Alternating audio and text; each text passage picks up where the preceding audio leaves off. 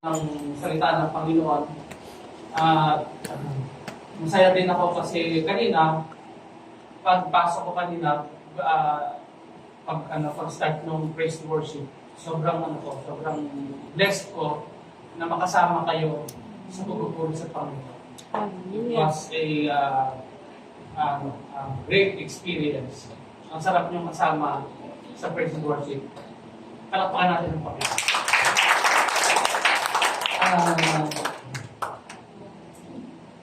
Ano pa? Kwento ko ng konti para medyo lang tayo. Huwag kayong masyadong seryoso. Kasi mamaya, seryoso talaga tayo. Last time na pumunta kami dito, nung meron tayong sino yung mga kabataan dito noon, karoon tayo ng extra challenge. Sino nakakaalala? Sino naka-attend ng extra challenge? Taas ang kamay. Extra challenge. Wala. Sana kaya yung mga kabataan na yun. Ayun sila. Pero, yun. Talagang tunay na nakita ko yung pagbabago. Yung ginawa ng Panginoon dito sa yung gawain ng Panginoon dito sa Dumuklay. Kasi dati nga nandun lang sa likod.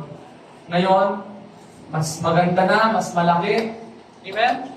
At naniniwala po ako na mayroon pang mas malaking gagawin ng Panginoon. Amen. Sa DWC. At ako po kasi ay mapangarapin din akong tao. Mataas ang aking pangarap. Sino may pangarap? Yung iba wala. Hindi daw may natutunan ako na if God is your partner, make your plans large. Narinig niyo po? If God is your partner, make your plans large. Kanina, nag-usap kami ni Pastor Ricky. Naglalakad-lakad kami dito sa harap. Tapos, yung pinag-usapan namin pagsada. Pero kailangan kasi sino ang gustong maging mayaman? Taas ang kamay din. O mayaman na kayo. Purihin ng Panginoon kung mayaman na kayo. Pero sino yung gusto bang yumaman pa ulit? Madagdagan tayo yaman. Amen. Alam niyo ako, hindi naman ako mayaman in yung profession ko, possessions, materials, wala akong yaman ganun, pero mayaman ako mag-isip, mayaman ako, kasi ang tatay ko mayaman sa langit. Amen. Ganun ako umasta, feeling mayaman ako. Kasi bakit? Tatay ko kasi mayaman, kanyang lahat. Amen? Amen. So habang naglalakad kami doon, ni Pastor Ricky kanina, pinaplano na namin anong gagawin natin sa kalsada na ito. Hanapin mo dito yung sabi ko kay Pastor Ricky, hanapin mo dito yung the best na lugar. Kung saan mo ilalagay yung kalsada, tapos itong mga harap na to, mo na. Hanapin mo na. At planuhin mo na ngayon pa lang. Nagigets niyo po? Ganun po ako. Gusto ko lang mag-share pagdating sa mga ganung bagay. Hindi ko pa nahahawakan, I claim it na parang akin na. Amen. Pinaplano ko na siya. Kasi bakit? Kailangan kasi ng preparation. Ang Panginoon hindi nagbibigay. Alam niyo ba yung sino mayroong mga pangarap na hanggang ngayon ay hindi pa rin dumarating? Alam mo kung bakit? Yung minsan naman parang sobrang tagal na init ka na, pero parang wala pa rin. Pero hindi yun delay. Hindi delay ang tawag doon. Ang tawag doon ay preparation. Amen? Amen. Bakit nadidelay? Kasi hindi ka nag-prepare. Tama? Kasi kapag hindi ka nag-prepare, baka maging disaster lang kapag binigay ng Panginoon. Tama? Tama. Kasi natutunan ko yun, naranasan ko sa buhay ko. Lahat tayo, nag-pray tayo, gusto natin mag-bless. Amen. Totoo yun. At lalong-lalo na, ang ating amang nasa langit, gusto niya tayo i-bless. Wala siyang pinangarap sa atin na tayo ay hindi para sa ating ikabubuti. Amen? Amen. Pero, hindi ka agad-agad ibinibigay. Kung minsan, sa sobrang nagmamadali tayo, pagdating kala natin blessing, yung pala ay disaster. Kapag ang isang bagay naging problema, yun ay minadali. Hindi talaga yung blessing. Pero hindi naman yan yung aking yung aking i-share sa inyo. Meron lang ako mga gustong i-share na katulad nito.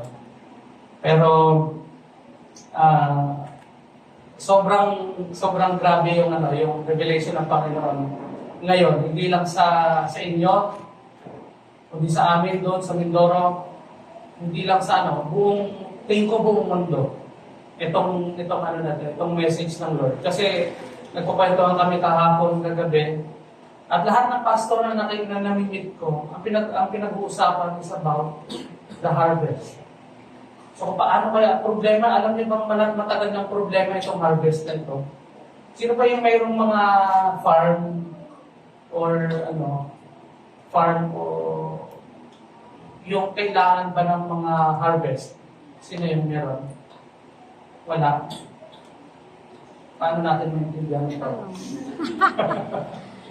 Pero, sige. Ihingi natin sa Panginoon. Yes, makakas. Can we pray? Higit po natin ating mga mata at hingin natin sa Panginoon ngayong umaga yung revelation ng kanyang mga salita. Hallelujah. Father God, we thank you, Lord, for this wonderful day, God, that you have given to us. Lord, you're so good. Kayo, Panginoon, ang dahilan, yung kabutihin niyo, Panginoon, dahilan bakit kami nandito ngayon. And because of your goodness, O Lord, we celebrate you, Panginoon. Every day, Lord, we are celebrating your goodness. And Lord, hayaan niyo, Panginoon, ngayong umaga na yung inyong banal na spirito ang magturo sa amin. Let my words, O Lord, be your words. And Panginoon, hayaan niyo, Panginoon, ang bawat isa ay ituro niyo sa kanila, Panginoon, yung nais niyo ituro ngayong umaga. Ibigay niyo, Panginoon, sa bawat puso ng bawat individual na nandito ngayon, yung inyong puso. And Lord, I pray also, Panginoon, that every individual here in this room, mula sa matanda hanggang sa pinakabata, Panginoon, ay makakaranas ng inyong presensya, ng inyong kapangyarihan. Wala po kayong lalampasan, Panginoon. Lord, bless everyone in this room. Yes, Lord. Walang lalabas, Panginoon, na hindi nakaranas ng inyong presensya, ng inyong kapangyarihan. Encounter us, Lord, according to what our needs are, Lord. In Jesus' name, Amen. Amen. Hallelujah. Ito pong share ko sa inyo ay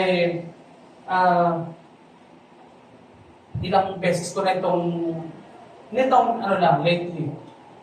Nung nakaraan, hindi ko din alam sabi ko nga, bakit kaya ito yung message ng Panginoon? Bakit kaya dumating ito sa amin? Ako po ay anak ni Gideon. Kilala niyo po si Gideon sa Bible? Naalala niyo yung Gideon's Army? Yung 300.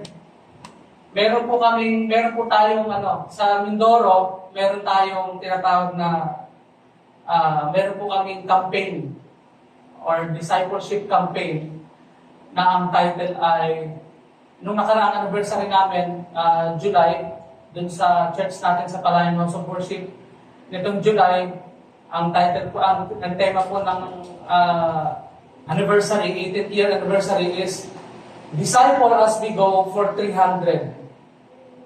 Yung kwento po noon ay yung Gideon's Army, yung 300.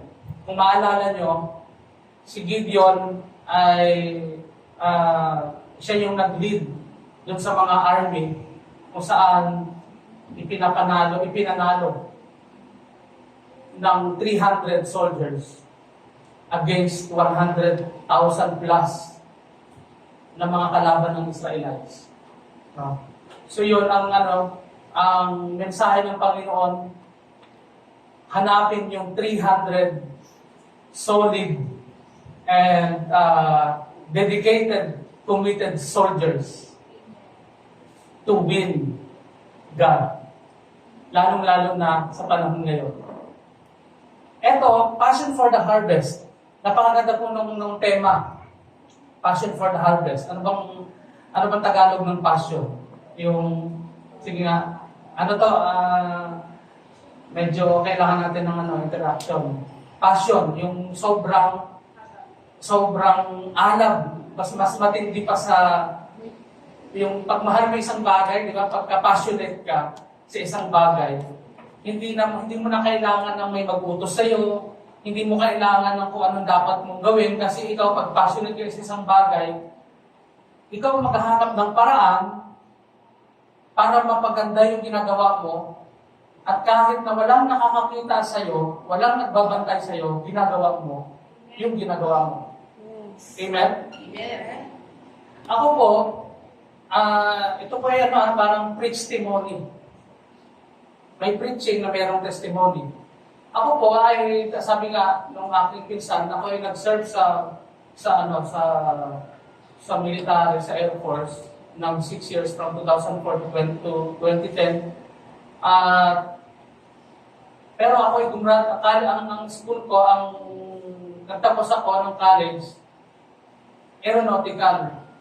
Tapos, nangarap ako, sabi ko gusto kong kaya ako nag-aeronautical kasi gusto kong magpalipad ng aeroplano.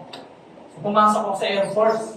Kala ko, pag Air Force ka, tama yung sabi ni Pastor Ricky, hindi naman ako nagpapalipad ng aeroplano. Nagpapalipad ako ng motor. Pagsumsend lang.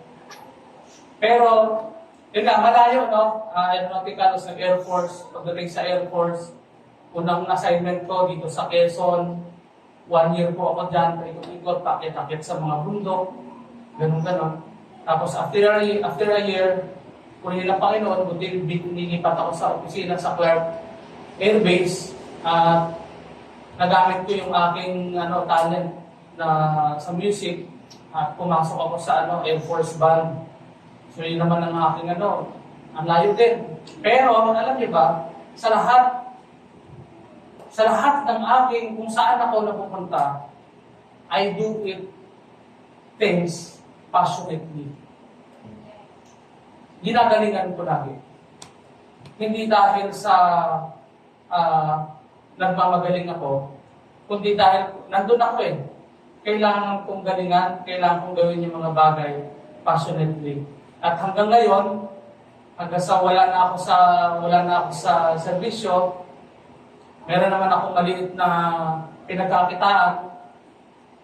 Ginagawa ko rin po yun hanggang sa ganun. Parang yung sweldo o yung kita, parang bonus lang. Ano yung pinaka nagpapasaya sa isang tao? Yung passion dun sa ginagawa. Nagigets niyo po? Kailangan may passion tayo sa lahat ng ating ginagawa. Amen. Kunwari, ikaw ay estudyante or member ka ng family, kung panganay ka, gawin mo yung pagiging panganay mo passionately. Kung asawa kang lalaki, gawin mo yung pagiging asawang lalaki passionately. Amen? Lahat. Amen? Amen. So, sana mabilis lang ito. Gusto niyo pa mabilis o matagal? Pero expect 1 hour. Expect ko kayo ng 1 hour, no? Okay lang? Lang. Amen? Amen. Oo, minsan lang naman po eh. So, let me share to you. Sabi sa Matthew dito, sa Matthew chapter 9, verse 35 to 38. Si Jesus, sabi dito and Jesus went throughout all the cities and villages, teaching in their synagogues and proclaiming the gospel of the kingdom, and healing every disease and every affliction. So 36, when he saw the crowds, so kung titingnan natin, balik muna tayo saglit. Ang ginagawa ni Jesus, ikot siya ng ikot, sabi nga doon, throughout all the cities, namamasyal, sarap ng buhay, no? Kasama yung mga alagad. Pero, hindi lang namamasyal. Anong ginagawa niya? Teaching in their synagogues, proclaiming the gospel of the kingdom, and healing every disease and every affliction. Tapos, sa kanyang pag-iikot, when he saw the crowds, he had compassion for them because they were harassed and helpless, like sheep without a shepherd. Nung nakita niya, sino yung sa isang maghapon walang nasa bahay lang? Ikaw? Pawa ka naman, dito lang. Pero sino yung naman araw-araw kung saan-saan nagpupunta? Araw-araw ang daming lugar na pupuntahan. Ano yung iyong ano yung pag ikaw nagta-travel or pag ikaw ay umaalis, ano yung nakikita mo? O ano yung tinitingnan mo? Yung iba, alam niyo ako, pag umaalis ako, mahilig ako magbasa. Mahilig ako magbasa lahat ng mga signages, lahat ng mga nakikita ko. Kaya pagka maliban dito, lagi akong hindi ko makabisado ito Kasi kulang ng mga signages sa mga directional ganun. Si Jesus, ang tinitingnan niya habang siya ay kung saan siya nagpupunta yung mga tao. Ano kaya ang mga ginagawa ng mga tao? Kumusta kaya sila? Amen? Tayo kaya pagka sa school, sa trabaho, sa community mo, kung ano yung community mo, anong tinitingnan mo? Yung wala lang, minsan, saan ka galing? Doon sa anong nakita mo? Ewan ko, hindi ko masyadong anong maganda doon? Wala. No? Si Jesus, ang nakita niya, sabi dito, when he saw the crowds, he had compassion for them. Nakita niya, nagkaroon siya ng habag. Sa totoo lang, mga kapatid, tuwing ako ay lumuluwas, mayroon isang magandang testimony sa inyo. Dahil nga dun sa business ko, pupunta ako sa mga suppliers. At kahit ako nagtatanong ako, ano ko yung ginagawa ng mga tao, bakit halos hindi mapakaling, araw-araw na sa labas, kaya nagpo-cause ng traffic, no? Parang lalo pag dito sa parte dito sa inyo, ang lahat ng tao ay laging nagmamadali. Ano po? Laging parang busy, sobrang busy. Tapos alam niyo ba, sabi ko, meron dalawang yung marketing, ano ba tawag doon? Siya yung sa marketing, tapos yung isa naman accounting. Babae sila pareho.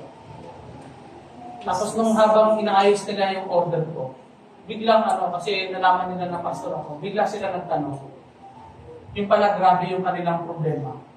Grabe yung kanilang pinagdadaanan, relationship, sa partner nila, sa family. Ano po?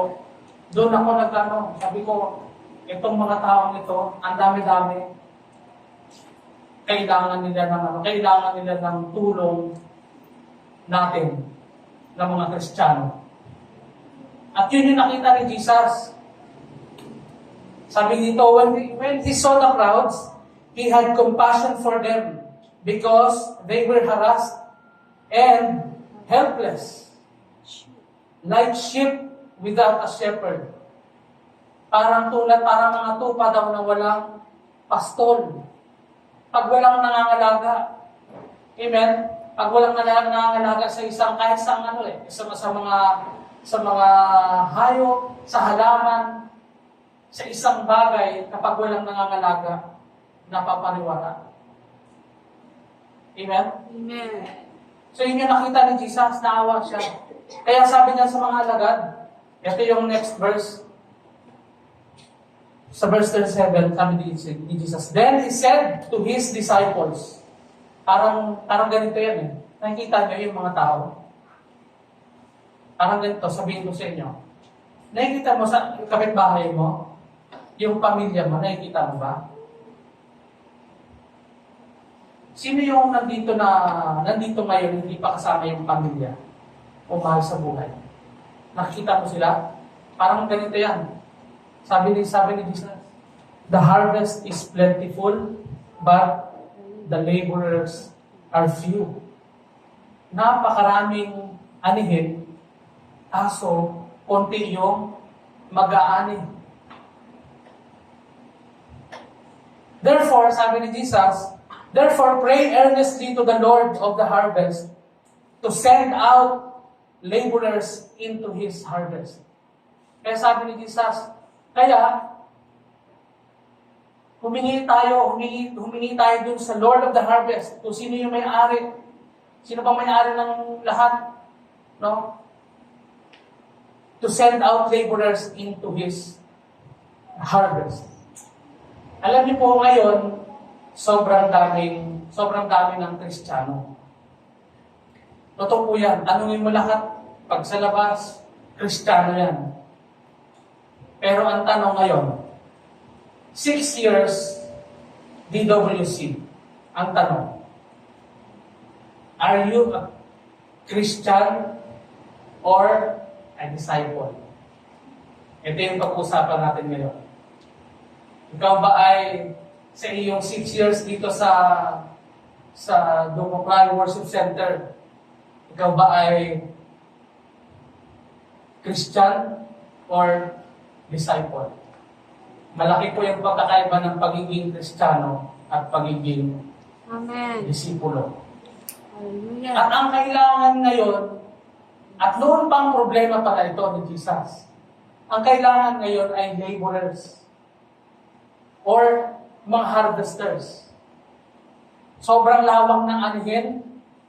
Sabi ko nga, kung mayroon po kayong farm, ngayon po ay harvest time ng mga prutas. Ngayon ang season of harvest hanggang October, kung di ako nagkakamali. Tama? Maraming mga farms ngayon nagpapaani. Meron kaming maliit na farm sa Mindoro, sa Roma. Sa hektarya lang naman yun ng lansones at saka rambutan. Kami magkapatid, dalawa lang kami magkapatid. Si Pastor Chang at ako. So kapag tag-ani, hindi namin kayang dalawa. Kasi mga 14 puno lang naman ng lansones yun. Pero hindi namin kayang dalawa. So ang ginagawa namin, nag-hire kami ng mga katuwang mag-harvest para ma-harvest namin. Kasi kung hindi, baka maabutan kami ng ma-overripe yung prutas at hindi namin maibenta ng maganda. Ngayon, ang Panginoon, si Jesus, dahil sa nakita niya mula noon at lalong-lalo na ngayon, nakita niya yung harvest. Bakit? Sabi ko nga, nag-uusap kami nila Pastora Sara kagabi, ito yung message ng Panginoon. Halos lahat ng mga pastor na nakikita ko, nag-uusap kami. Ang pinag-uusapan is all about the harvest. Ang daming anihin, kaso ang problema, konti lang yung mga mag-aani. Hello? Nandiyan pa rin kayo? Amen. Ngayon, ang tanong, kala ko, okay na, sabi ni Pastor, simba na ako, tanggapin ko si Jesus as my Lord and Savior. Kala ko, okay na. Hindi pa pala. Yes. Ang ating pagiging Kristiyano ay hindi nagtatapos sa pagtanggap kay Jesus as Lord and Savior. Amen? Amen. Hindi nagtatapos sa pag-attend mo ng church every Sunday. Hindi nagtatapos sa pag-attend mo ng mga Bible studies at makinig. Hindi yan nagtatapos after mong makinig ng salita ng Panginoon. May kasabihan sa mga doon sa amin, mga Bisaya, hindi naman Bisaya pala doon sa amin, maraming mga Kristiyano na naging routine na lang, tradisyon yung pagiging Kristiyano. Ang tawag nila doon ay yung masimba, mapungko, mamati, mauli. Ang ibig sabihin, sisimba, Uwi. makikinig, ay, uupo, makikinig, uuwi. Ganun lang ulit. Tapos magpo-post sa Facebook, after church, feeling blessed. Amen? Amen? Mga kapatid, hindi Hindi po pala doon nagtatapos yun na feeling blessed. Amen. Hallelujah. Amen. Amen. God wants us to have a passion for the harvest. Hindi lang nagtatapos kung ano yung ginagawa natin ngayon. Ang gusto ng Panginoon, magkaroon tayo ng passion. Yung alam, yung bang sobra pa sa Puso. ano mo yun? Iba yung passion eh. Sabi nga nung iba pag nakakausap ko, bakit mo ginagawa ito sa bagay? Mahal na mahal ko ito, hindi ko. Alam mo yun? Pag passionate ka sa isang bagay, sabi ko nga, kahit walang mag-utos sa'yo, kahit walang magturo sa'yo, gagawin mo yung gusto mong gawin. Kasi passionate ka doon. At yun ang gusto ng Panginoon sa bawat mga Kristiyano. At yun ang gusto ng Panginoon sa DWC. To have a passion for the harvest. DWC. Narinig niyo po ako. Amen. So God wants us to have a passion for the harvest. Paano? Alam niyo, pag passionate ba, mahiyain? Yung mga passionate na tao, walang hiya. Amen? Amen. May kita mo parang grabe wala silang pakialam ano masabihin ng ibang tao. Ang kanilang pakialam lang, magawa nila yung gusto nilang gawin. Yung purpose nila. Amen? Pag passionate ng isang tao, bakit? Grabe no, nakita na kayo isang tao na, grabe, nakakapagod yung ginagawa niya. Ano mo ba yung nakakapagod yung ginagawa ng tao ito? Minsan magtatanong ka, hindi ka pa nakapagod sa ginagawa mo? Hindi. Passion ko to eh. Narinig niyo yung gano'n? Amen? Kailangan natin yun for us para makatuloy-tuloy. Bakit ka napapagod? Sino napapagod minsan sa pagsisimba? Sino napapagod sa kanyang buhay bilang Kristiyano? Yes! Huwag kayong magpaano-ano. Napapagod tayo minsan, natural. Sino hindi napapagod? Sino napapagod? Hindi kayo alam mo yung hirap kong kausap. Tanong nyo kayo, napapagod? Walang mo ano. Kung hindi napapagod, wala din. Alam nyo, yung sikreto para kahit pagod ka, ginagawa mo pa rin ginagawa mong passion. Amen? Amen. Amen? Amen. Hallelujah. God wants us to have a passion. Paano tayo magkaroon ng passion for the harvest? Let the Holy Spirit ngayong umaga ay turuan tayo and give us truly the passion for the harvest. Amen. Una, kailangan unashamed. Kailangan walang hiya. Amen? Amen. Sabi nga nakakatuwa yung si brother, kanina nag-testimony, dati nahiya siya. No? Binibigyan siya ng passion ng Panginoon to share His goodness. Kung mahal na mahal mo ang Panginoon, ang tawag doon sa sobrang pagmamahal ay passion. Di ba, alam mo pagka hindi mo mapigilan na i-share si Lord sa iba, passion yun. At kailangan, yun ang kailangan, hindi lang love. Mamaya mas maintindihan natin ano ba talaga yung hinahanap ng Panginoon na klase ng pag-ibig natin sa Kanya. Unang-una, para maging passionate ang isang tao, kailangan mawala yung hiya. At automatic nawawala yung hiya kapag na-passionate ka sa isang bagay. Amen? Amen. Being unashamed workers, unang-una, what makes us a worker? Paano ba nagiging worker yung isang tao? Siyempre, dapat ay working. Tama? Hindi ka pwedeng sabihin worker kung hindi ka naman nagtatrabaho. Ang tawag doon ay, pag hindi working, tawag ay tambay. At totoo naman, pero nag-work ka ba ngayon? Hindi. Tambay ako ngayon. Nag-work ka ba ngayon? Yes. Bakit? Dahil working ako. Simple-simple. No?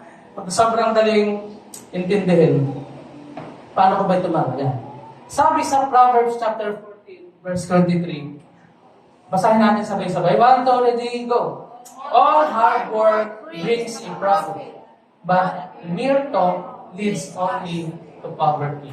It applies sa lahat ng aspect ng ating buhay. Whether spiritual or practical. Sabi dyan, all hard work brings a profit, but mere talk leads only to poverty.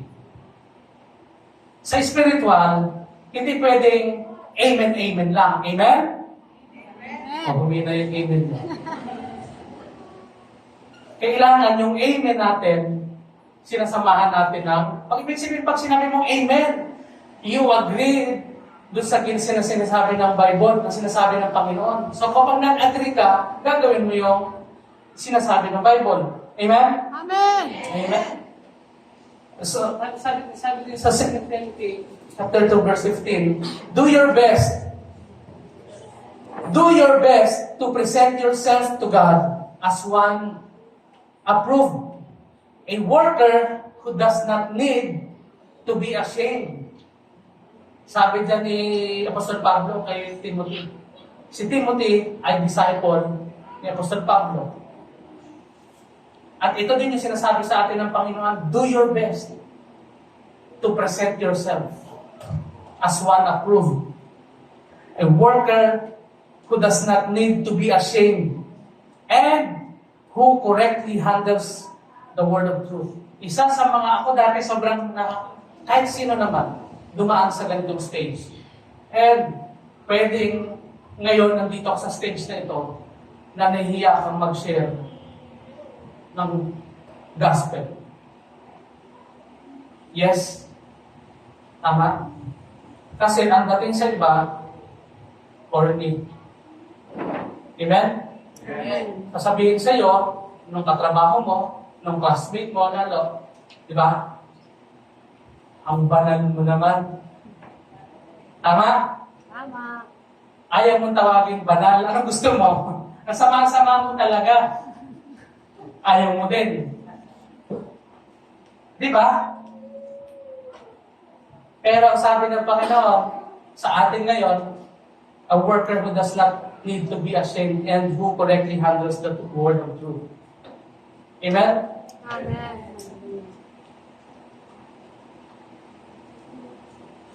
Sabi dito, involved versus committed. Sabi ko nga kanina, malayo po yung pagkakaiba ng pagiging Kristiyano sa pagiging disipulo. At malayo din yung pagkakaiba ng involved versus committed. Ang involved ay yung parang kasali ka lang. Kasali ka lang kapag ka masaya. Kasali ka lang kapag ka anniversary. Pero wala dito yun. Lahat dito kasali talaga. Amen? Amen. Wala dito umattend ng anniversary lang. Amen? Amen. Wala dito yun sa PWC. Doon sa amin meron. Mga kapatid, there's a big difference of being involved and being committed. Committed, ang ibig sabihin, dalawang klase ang committed naman. Mga kapatid, dalawang klase. Mayroong committed ng spelling ngayon, C-O-M-M-I-T-T-E-D. Mayroon din namang committed, ang spelling ay K-U-M-I-T-I-D. Kanya committed ang utak. Committed. Amen? Iba po yung involved sa pagiging committed. Yung involved ay kasali lang. Kasali lang kapag okay. Ang committed ay ganito. Kahit may problema, kahit anong nararanasan, kahit wala na siyang kasama, committed siya doon sa kanya. Sinabi sa Panginoon, I love you, Lord. Sinabi niya sa Panginoon, magsasamba ako sa iyo. Ikaw lang ang aking hari. Amen? Amen. Yun po ang committed. Hindi yung committed. Yung committed ang utak, dahil ang dami niya nang nakikita, ano ba naman yan? Lagi na lang ako. What makes us unashamed? Rightly dividing the truth. At more than just knowing. Hindi lang dahilan mo, paano ka hindi mahiya doon sa pag-share mo. Sabi doon ay, alam mo kung paano, meron pa ba tayong Bible time? Pagbabasa ng Bible? Meron pa ba tayong prayer time? Amen. Amen? At hindi lang basta, alam mo, yung word. Sabi dito, James chapter 1 verse 22, do not merely listen to the word, but, sabi doon na, do not merely listen to the word and so deceive yourselves. Do what it says. Amen. Hindi lang yung binabasa mo, tapos nung pagkabasa mo, wala na. O hindi lang yung narinig mo ngayon, pagkatapos mo mag-amen, paglabas mo, wala na. Sabi doon, do what it says. Kung ano yung sinasabi na pinapagawa, sabi nga rin, ang pinag-usapan natin dito passion for the harvest. Yung sobrang pagmamahal. Amen? Amen.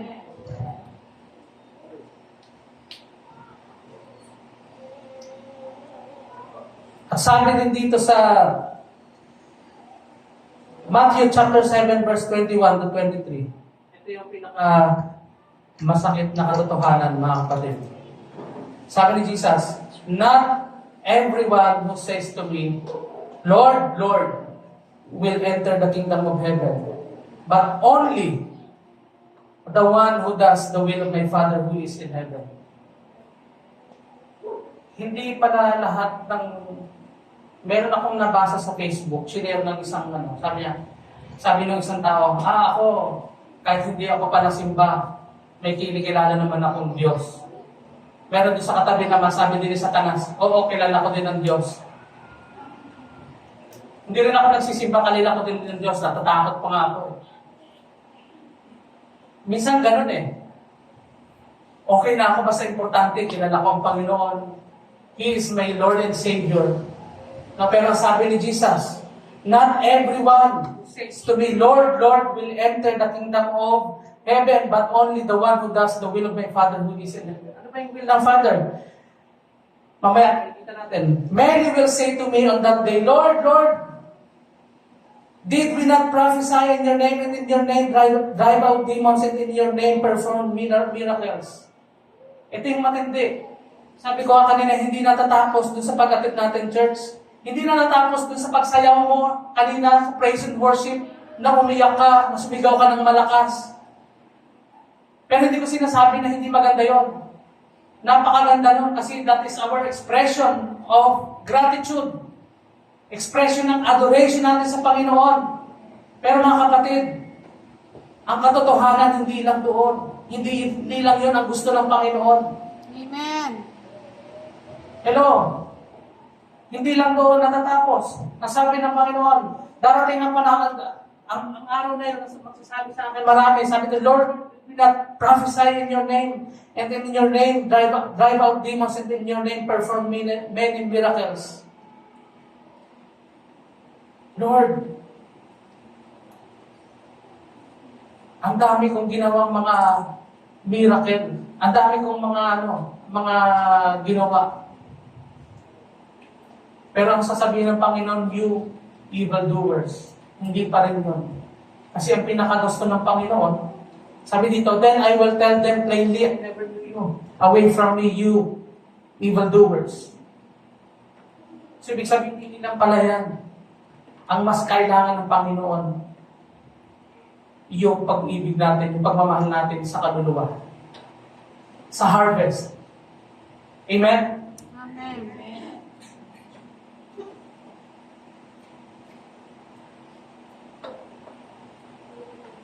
Behavior that is shameful. Ito yung mas nakakahiya.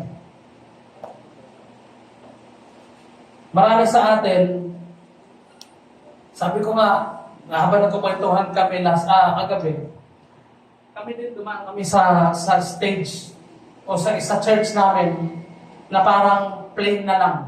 Okay na. Importante, tuloy-tuloy ang gawain. May church every Sunday, may mga umaten, praise and worship, parang gano'n na lang, plain, tradisyon. Pero hindi pala yun ang design ng Panginoon para sa atin, mga kapatid.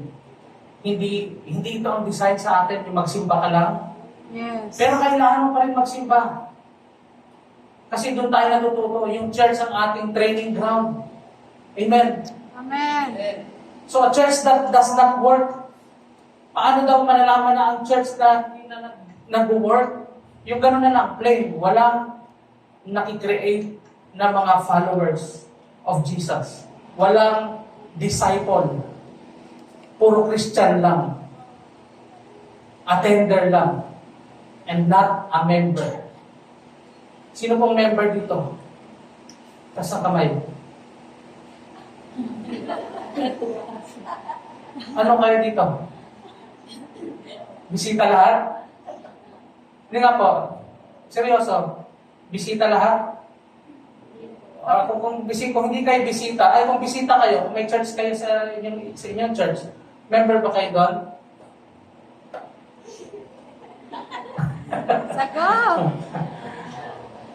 Ito, ipapaliwanag ko sa inyo mamaya yung member. A church that does not work. Ito madalas yung sasabihin ng iba. That is not my job. Hindi ko trabaho yan. Trabaho ni pastor yan. Kaya nga siya ang pastor eh. Tama? Aray! Kaya tuloy, ito yung masaklap na katotohanan. Sinasabi ng marami, hindi ko trabaho yan. Trabaho ni pastor yan. Kaya nga siya ang pastor. Kaya siya ang tinalaga dyan. Trabaho niya yan. Tuloy, ang pinagpapala lang ay yung pastor. Amen? Hindi ko trabaho. Anong ginagawa ni pastor? Pambihira. Ang dumi-dumi ng CR doon sa amin. hindi man lang nila nililinis. Hindi ko trabaho yan eh. Ang trabaho ko, maging membro. Ang trabaho ko, umattend. No? Hindi ko trabaho yan. Ano ba naman yan? Dami-dami nakikita. Ano ba naman si pastor? Hindi man lang inayos yung pero dito, ang ganda ng stage. Amen? Palakpakan natin ang DWC. Dami nating nakikita, no? Daming mga puna. Tapos ibabato natin kay pastor. O ibabato natin kung kanino. Dapat yan eh. Trabaho yan eh. Alam mo, natutunan ko, mga kapatid. Kapag ikaw pa lang nakakakita, sa'yo pinapagawa. Amen? Di totoo yun. O, ikaw nakakita, gawin mo. Sabi ng tatay ko, dami-dami mong puna ah. Pero totoo po yun. Pag sa'yo pinakita ng Panginoon, sa'yo binibigay ng puso. Sa puso mo inilagay ng Panginoon. Huwag mong itapon, ibigay sa iba. At kapag ikaw may nakita ka, parang may dito, gawin mo, kapatid. Bro, gawin mo. Kung may nakita parang kulang, no? Parang may kulang ah. Alam mo, ito pang masaklap eh. Alam mo doon sa DWC, doon sa Dumuklay Worship Center, kulang ng doon, wala man lang nag-ano. Kung ano yung nakita mong kulang, yun ang gawin mo. Hallelujah! Amen? Huwag mong alisan. Amen! Hindi, ayoko na doon kasi kulang, wala namang doon. Amen? Amen! Gawin mo, sa iyo nilagay Panginoon ng Panginoon eh. Hallelujah! Amen? Amen! O bakit yung iba hindi nila pinuna? Kasi sa iyo nilagay ng Panginoon. Amen? Amen! Huwag yung, hindi ko trabaho yan. Naalala niyo yung kwento ng yung Luke chapter 10, yung Good Samaritan. Merong isang tao na habang naglalakad ay pinagsamantalahan ng mga masasamang tao at nandun siya sa isang tabi, nakabulagta, at merong napadaan, ano yung unang napadaan? Pari. At ang pari, siyempre, ay Hudyo. Amen? Nung nakita niya, umiwas siya. That is not my job. Trabaho yan ng mga rescuer. Tama? Tama? Yun ang sabi ng priest eh. That is not my job. Umiwas siya. Mahirap na. Baka yung feeling safe yung parang playing safe. Sunod na dumaan ay Hudyo. Ang Hudyo at yung priest ay pareha sila ng lahi. Sila ay mga Israelita. Amen? At yun ang din ginawa. That is not my job. Hindi ko trabaho yan. Bahala kayo dyan. At merong isang dumaan, and he is a Samaritan. Ang Samaritan, ng panahon ng mga Israelites noon, sila yung mga tinuturing ng mga unbeliever. Tama? Pero sino yung gumawa? Sino nagkaroon ng compassion doon sa victim? Yung Samaritan. Yung unbeliever.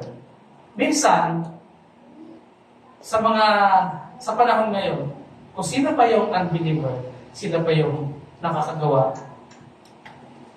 ng kabutihan. Amen? Hallelujah. Masakit pero kailangan tanggapin. Masakit. Kailangan tanggapin at Amen? Amen. Pangalawa, na nakakahiya. Let someone else do it. Ganun ba tayo? Meron ba tayo minsan, yung iba na lang. Ito pa ang matindi. Ang tanda-tanda ako na, ang dami ko nang ginawa, iba naman. Amen? Mayroong mga nanawa, or meron namang ipinapasa. Yung iba na lang. Meron ito matindi. Nag-meeting kami isang beses. Ng mga leaders. Pero hindi ko ito kinukwento para siraan sila. Natuto na sila ngayon. Pero ito yung kukwento ko. Meeting tayo. Ano kaya magandang gawin? Pastor, ito dapat ganito to, yung ating ganyan. Pastor, dapat ito. Ganyan. Sige, bro, pwede tulungan mo ako dyan. Kasi busy ako, Pastor, pwede na lang. Ang daming suggestion, pero pag doon na sa implementation, ipapasa na. Di ba? Wala dito yun sa DWC. Amen. Lahat dito, gumagawa. Amen. It's not, ito ang pinakamasaklap, it's not that important ang masakit. Church lang naman yan. Tuwing linggo lang naman, ilang oras lang naman yan. Hindi naman masyadong importante ito. Mas importante ito school. Mas importante ito trabaho. It's not that important. Saglit lang naman, si pastor lang naman, ano ba mapapala natin dyan sa simbahan? Mas importante ito, kikita ako dito ng malaki. Mas importante ito. Ano pa ba mas importante sa'yo? Minsan ganun minsan isang tabi lang yung kung ano yung ginagawa. Church lang naman yan. Yung simpleng pagwawalis, it's not that important para sa atin. But everything na ginagawa mo para sa Panginoon, para sa gawain ng Panginoon, malaking bagay. Ang sabi ni Apostol Pablo sa 1 Corinthians chapter 15 verse 3, sabi niya, for what I received, I passed on to you as, basahin natin sabay-sabay, 1, 2, 3, go, as of first importance, that Christ died for our sins according to the Scriptures. Minsan, pinakalimutan natin yung pinakamas importante sa buhay natin. Natutunan ko yung isang bagay. Men, for the sake of living, forget to live. Dahil sa paghahanap buhay, nakakalimutan ang totoong nagbibigay ng buhay. Hindi nila nakikita yung importansya ng pag-church, importansya ng pag-serve sa Panginoon. Sabi ko nga, sa mga kabataan, lalo sa mga may mag-work, alam nyo, ito yung pinaka-the best training ground. Kung gusto mong gumaling sa labas, galingan mo dito sa church. Hallelujah. Amen. Totoo. Kung gusto mong gumaling sa labas, galingan mo dito sa church. Dahil yung pinakasimpleng trabaho dito, yun yung may mas malaking magagawa sa labas. Amen. Na-realize ko. Naranasan ko. Kasi mula nung bata ako, nasanay na kami sa simbahan. Natutunan ko hanggang ngayon, mga kapatid, let me share to you. Nung umalis ako sa military, nagkaroon ako ng negosyo dyan sa Cavite, sa Imus, Cavite. Bumibenta po ako dyan ng mga 50,000 a day. Ang sales ko, 50,000 a day, noong mga 2010 to 2013. So medyo maganda-ganda na yun nung time na yun. Bakit? Sabi ko bakit? Kasi natutunan ko mag-serve, natutunan ko yung pinakamababang klase ng serbisyo. Na parang sa isip natin, ganun sa church eh. Feeling mo, kasi walang sweldo dito, wala kang feeling mo, wala kang mapapala dito, pero ang Panginoon nagre-reward. Amen. Anong tawag mo kay Lord? Lord? Panginoon? Alam niyo ba ibig sabihin ng Panginoon? Alam niyo po ibig sabihin ng Panginoon? Amo. Employer. Tama? Tama. Lord. Ang Tagalog ng Lord ay Panginoon. At sa mas madaling, mas maintindihan mo, amo, parang tinatawag mo, amo. Nagigets niyo po? He is our Lord. So kung ang employer dito sa lupa ay nagpapasweldo, siyempre din ang ating Lord na nasa langit. Yes. Amen? Amen. Wala namang sweldo dyan. Yes, walang sweldo. Pero mga kapatid, naranasan ko sa sarili ko. Kaya ako, bakit kami nag-encourage? Anong sabi ko nga sa mga kapatid ko, doon sa members natin doon sa Mindoro, bakit kami nagpupumilit mag-serve ka sa Panginoon? Serve the Lord with gladness. Bakit? Anong mapapala ko kung mag-serve ka sa Panginoon? Wala.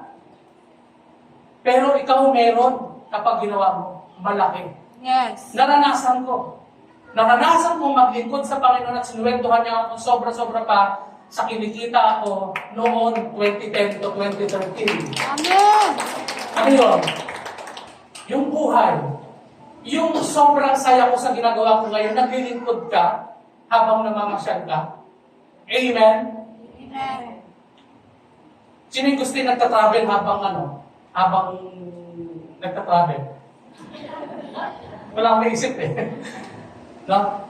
Mag-serve ka sa Panginoon.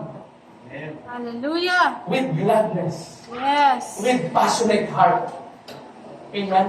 Sabi ko, walang pinaka-the best pagtrabahuan sa buhay na ito, sa mundong ito, kundi ang Panginoon lang. Amen. Kung ang amo mo dito nakakalimutan kang magsweldohan pa, kung yung amo mo dito kulang magpasweldo, hindi na mabayaran yung OT mo sa Panginoon. Lahat bilang na bilang. Amen. Amen? Even yung nakahiga ka lang at nagpapasalamat ka sa Panginoon, bilang na bilang ng Panginoon. Your labor is not in vain. Amen? Amen. Sa Panginoon. Kaya sabi ni Apostol Pablo, kilala niyo po si Apostol Pablo? He is a Pharisee. Maliban doon, kapag Phariseo ka, mataas kang tao. At maliban doon, he is a businessman. He is a tent maker by profession. Ang tent maker na sinasabi, sila yung nagsusupply sa gobyerno, sa Roman government, ng mga tent na malalaki. So ang kanyang transactions ay government. At kung kayo ay mayroong idea sa pag-transaction sa government business-wise, sobrang laki po ng mga project yan. At ganun si Apostol Pablo noon. Pero ano sabi niya? I pass on to you as of first importance. Mas malaking importansya sa kanya yung paglilingkod sa Panginoon. Amen? Nagigets niyo po? Get it from Apostle Paul. Na pinakamayaman, mataas na tao, pero iniwan niya yun because nakita niya mas importante ito. Alam niyo, nung umuwi ako sa Mindoro, 2014, wala na akong pangarap kasi bumagsak ako doon sa Cavite, nalugi ako, overspending. Sabi ko nga kanina, kapag ang blessing na iniisip mo, hinihingi mo, minadali mo, hindi ka prepared, pwedeng maging disaster. At nangyari sa akin yon. Naging reason, kaya kami bumalik. That is my reason noon. Nalugi ako, kaya kailangan kong bumalik. Pero naintindihan ko ang purpose ng Panginoon, bakit ako bumagsak doon. Kasi ito yung purpose ng Panginoon kung ano ko ngayon. Kung ano yung ginagawa ko ngayon. Maglingkod sa Panginoon. Amen. Ang sabi ko noon, Lord, dahil sa sobrang trauma nung naranasan ko, nalugi sa negosyo, sabi ko, Lord, wala na akong ibang pangarap sa buhay ko nito. Maglilingkod na lang ako. Anong gusto mo ipagawa sa akin, Lord, gawin ko. Sabi ng tatay ko sa akin, sige, punta ka doon sa bundok, sa mga tribal ano doon, sige pa. O, punta ka doon sa jail, turo ka doon, okay, sige pa. O, punta ka doon sa isang kapatid doon, sunduin mo every Sunday morning, nagsumusundo ako sa mga kapatiran. At after every church, inahatid ko sila. From the 50,000 a day, from to zero. Pero sabi ko, minsan dadalhin tayo ng Panginoon doon sa point na wala na tayong pipiliin para paglikod na lang. At huwag natin hintayin yun. Masakit. Traumatizing. Kapag naranasan nyo yung daling kayo doon sa no choice, kundi maglikod na lang sa Panginoon. Kasi wala na. Pero huwag ganon. Minsan tayo ganon eh. Mas gusto kong matuto na yung maranasan ko para matuto ako. Hindi, mali yun. Ang dami-dami nang nauna sa atin eh. Learn from others' experience. Dapat. Pero marami pa rin sa atin, lalong-lalong gustong-gusto ko mga kabataan. Hindi na ko. Marami sa atin, gusto natin, sarili natin diskarte. Turuan ka ng magulang mo, naranasan ko rin yan. Huwag mo lang gawin. Ganon din naman sa ating paglilingkod. Alam niyo po, kapag ka mayroong kang puso na mayroong binibigay sa iyo ng Panginoon, na mag-serve ka sa Panginoon, serve the Lord now. Amen. Huwag mo nang isipin na sa na lang. Kapag ka, anuhin ko muna yung sarili ko, yung mga pangarap ko, paano naman ako? Diba? Minsan ganun tayo eh. Saka na lang ako maglilingkod sa Panginoon kapag ka okay na ako, nagawa ko na yung pangarap ko. Amen? Naranasan ko mga kapatid. Nung sinabi ko, Lord, wala na ako ibang pangarap sa buhay ko na to. Maglilingkod ako sa iyo. Ginawa ko ng ginawa. Hanggang ngayon, naglilingkod ako sa Panginoon. Nakikita ko, alam mo yung pangarap ko noon, walang binatbat sa binigay ng Panginoon sa akin ngayon. Hallelujah! Naabot ko yung pangarap ko noon, pero ang layo. Kaya yun yung sinasabi yung plano natin, ganito lang. Pero yung plano na sa atin ng Panginoon na tunay, hindi natin nakikita minsan. O dahil minsan hindi natin nakikita, dahil ang iniisip natin yung pangarap lang natin. Pero tingnan mo yung pangarap ng Panginoon sa'yo. Yes. Grabe. Hallelujah. Pero hindi ko sinasabi dahil sa mga possessions, hindi. Sabi ko nga kahit ngayon, Lord, kahit alisin mo sa akin lahat yan, I am nothing to lose.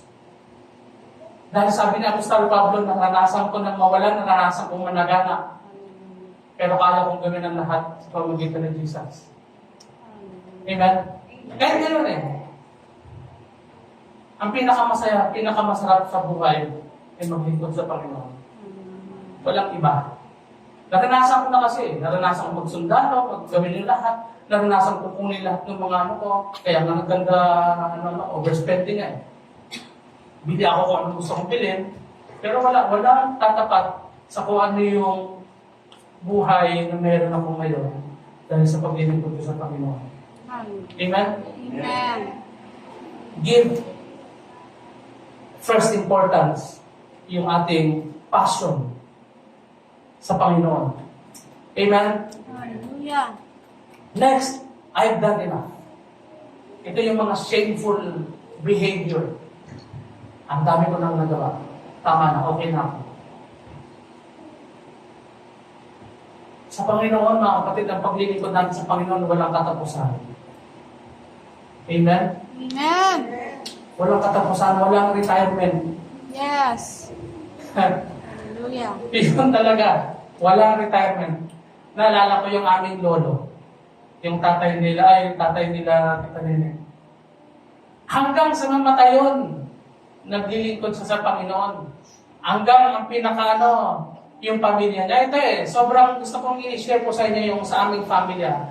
Sobrang, kanina, habang iisip ko, grabe. Ito po, ito.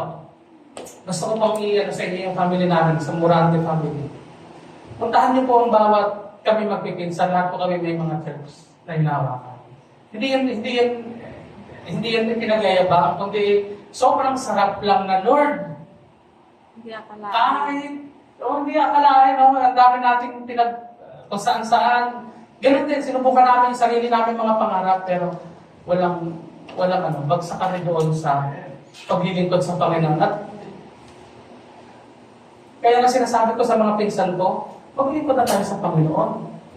Kasi alam mo kung bakit? Kasi ito yung covenant ni Lolo. Sa atin, sa pamilya. Walang ibang pwedeng gawin ang Morante family maglingkod sa Panginoon. At ang Panginoon bahala sa lahat. Amen? Amen.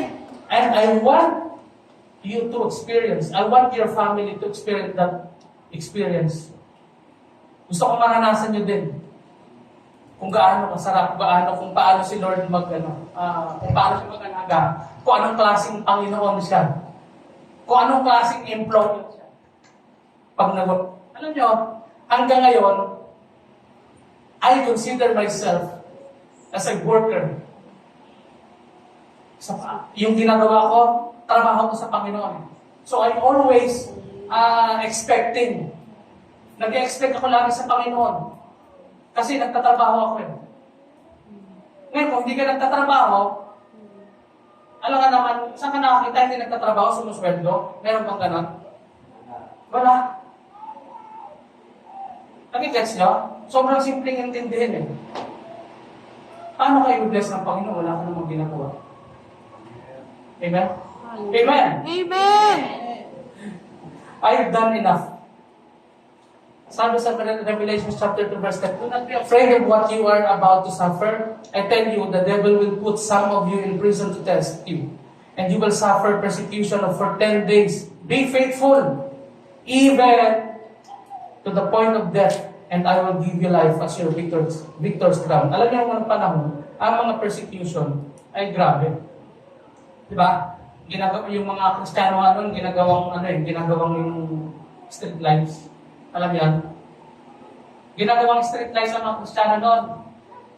Pag nalaman kang Christian ka, follower ka ni Jesus, itatalik ka doon sa poste sa kalsada, tapos sisindihan. Yun ang ginagawang street light mga Kristiyano.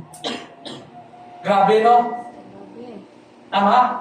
Alam niyo persecution natin ngayon? Alam niyo ba? Yung ulan, kunting ambon lang, grabe pagsubok, hindi na ako maka-church pass. Diba? Ano pa ba mga persecution? Pero alam niyo walang persecution na ngayon. Ang persecution yung sarili mo. Kasi noon, nung panahon noon, ang nung ako'y bata pa, yung mga miyembro ng tatay ko, yung mga kabataan, kapag kaamatid ng church, pinagagalitan ng mga magulang ng tatay nila, nahabol ng taga. Yun, persecution yun. Ngayon, sobrang luwag na ng mga magulang, wala nang nagbabawal. Sino dito yung may pinagbabawalan pa magsimba? Wala na, di ba? Kahit nga gumawa ka ng masama, hindi na pinagbabawalan sa sobrang luwag ng natin ngayon. Kasi parang pagkahiligpitan ngayon, napaka-judgmental naman ito. Ang dami, no? Kaya ang persecution ngayon, yung sarili mo na lang eh. Decision mo na lang yung pinagbabasihan ngayon, hindi na yung, pinagbawalan ako magulang ko, noon talaga, naiwala ako. Yung hinahabol ng taga sa amin, naranasan namin nun eh. Yung mga members namin, hindi maka-attend or minsan talagang pinipilit nilang umattend kahit tumatalon sila sa bintana. Tumataka sila sa mga magulang nila, maka-attend lang ng church. Ngayon, tumatakas kay pastor, wag lang maka-attend ng church. Amen? Amen. Hindi ako naniniwala, wala ng yung mga persecution. Persecution ngayon, sarili na lang. Sarili na lang natin. Kasi wala naman nagbabawal sa iyo. Walang nagbabawal sa iyo na maglingkod sa Panginoon. Walang nagano kung ano dapat mong gawin sa Panginoon. Wala na. Sa totoo lang, sarili natin. Amen? Amen. Hallelujah. So mayroon na tayo 15 minutes. So 5 minutes na lang. Galatians chapter 6 verse 9. Basahin na po natin sabay-sabay. 1, 2, ready, go. Let us not become weary in doing good, for at the proper time, we will reap a harvest if you do not give up.